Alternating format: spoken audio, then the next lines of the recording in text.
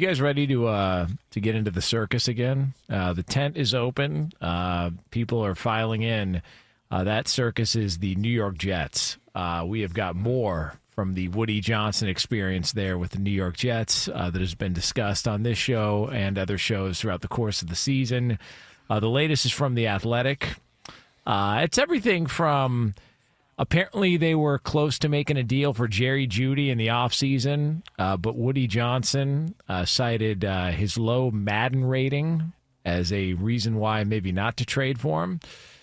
He also is involving his sons, Brick and Jack, having input, also showing up to the locker room and bringing friends and girls into the locker room and ripping players and complaining about players, taking game balls out of the hands of somebody else and giving it to Garrett Wilson after a big win earlier this season.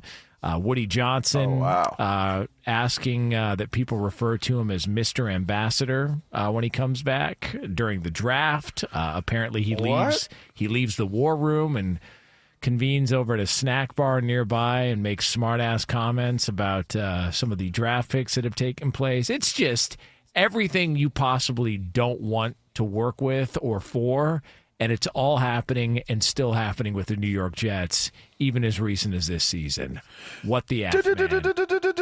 Dysfunction. See, first of all, this is why Brady and I's pick for the Jets to go to the playoffs so bad. should be exonerated. We did not know any of this. I did not know that his sons were using Madden ratings to justify the advice they're giving their father. So we are cleared. Oh, my God. We are cleared. Ridiculous. We are not culpable for that pick. Can you imagine, too, let's just do this. We had some theme music, by the way, because what I want to do is I want to take people behind the scenes of what that conversation sounds like, okay? And we're going to try to play the role of Jack and Brick. And it'll go something like this. We're not going to get the music, are we? Well, listen, we have a live studio band that we paid for. They're just plugging in their instruments right now. They're sleeping right now? Yeah. Just that's fine. Here's what I'll go with, though. There's going to be, at some point, a comment made about, well, Dad, did you see his speed? Sheesh. All right? And they're like, what do you mean? They're like, well, on Madden. And they're like, well, those guys do a lot of their research too. The video game guys have to go behind the scenes and they have to really make sure they get all the GPS tracking data, to evaluate these players. I mean, Madden's like pretty accurate when it comes down to it. That's why players get so frustrated and mad about it, Dad, when their rating comes out and they're not as high on the ratings on Madden. I mean, I definitely think we should look at Madden as a way of, justifying some of these players. Imagine that. I just don't. Imagine, that's what a son is saying to his father, who owns an NFL franchise, and how he's justifying why they should or should not take a player. So when I saw the first part of it that came out that they didn't trade for Jerry Jeudy because Woody Johnson cited Madden ratings, I thought it was BS. I thought there's no way that's true. Jerry Jeudy actually said, man, I don't know if I believe that. And then as you continue to read in the article, no, it happened other times. There were other times that they pointed out, what's his awareness? There was an offensive, I think it was John Simpson was an offensive lineman. They pointed out his awareness rating or something like. That's one of the things that they go to. His sons got back. And what do you need a scouting department for? I mean, Madden's handling it for you, huh? Who would? Why? Hey, man, it's even worse. It's even worse than I thought it was.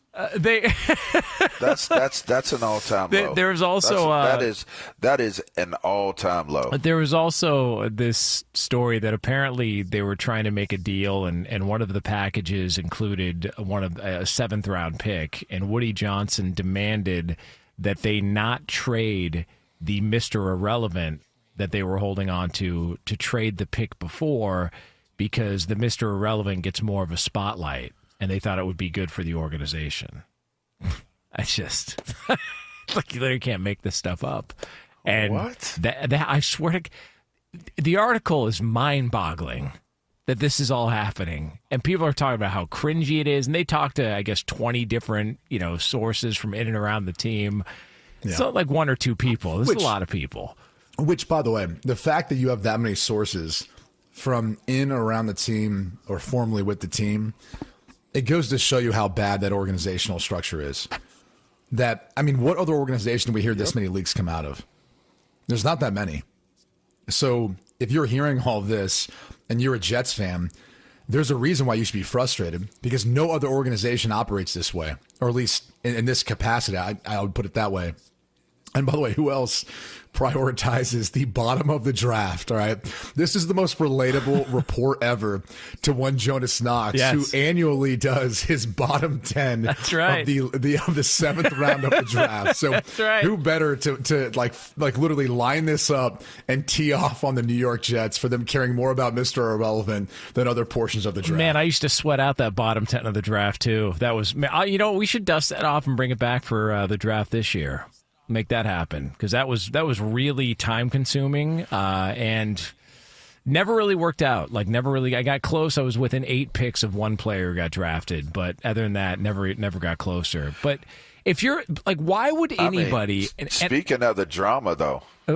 But if you look at, I was going to say that if you look at the Jets, and I know that everyone throws out there, well, there's only 32 of these jobs. Why would anybody want to work inside this circus tent if you know that you're going to have to deal with this? And that includes GMs, coaches. Why would Rodgers want back? Who would want to be around this?